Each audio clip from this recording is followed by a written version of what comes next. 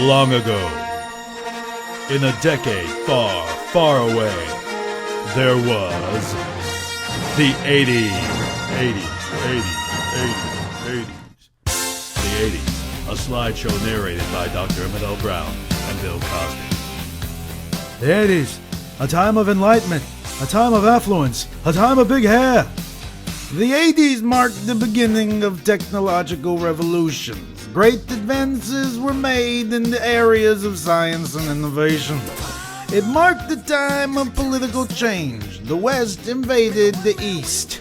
It was the dawn of communication with extraterrestrial life. Aliens from across the solar system initiated contact with humans, an act that eventually thrust human civilization into the 21st century.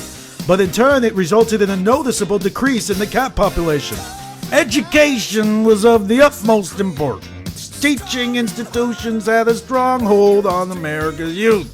The youth dreamed of a great career, a steady income, and finding true love, and starting a family. President Ronald Reagan declared 1983 the year of the Bible, but to everyone else it was the year of the DD. Oh, and it was also the release of Return of the Jedi, which was way less important. The 80s also saw the rise of the working woman. While women were taking on male roles, men were taking on female roles. Charles may be in charge of the Pembroke family, but he will never be the boss of me, because I'm Bill Cosby. The style of the 80s was unique with its big shoulder pads, skinny ties, and big hair. No, I said big hair. No, bigger. A bit bigger. Okay, too big. Alright, that's it. Hairstyles were named after animals. There was the rooster, the rat tail, the mohawk, the flock of seagulls, and the mullet.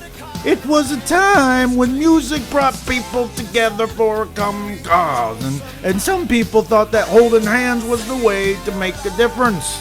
Walls were brought down, bringing freedom to many, and the one man who represents this notion of equality most was David Hasselhoff.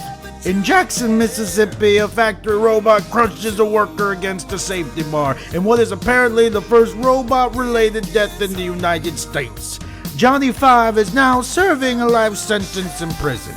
If he's alive, he can serve time. Ted Bundy was tried and executed for his heinous crimes.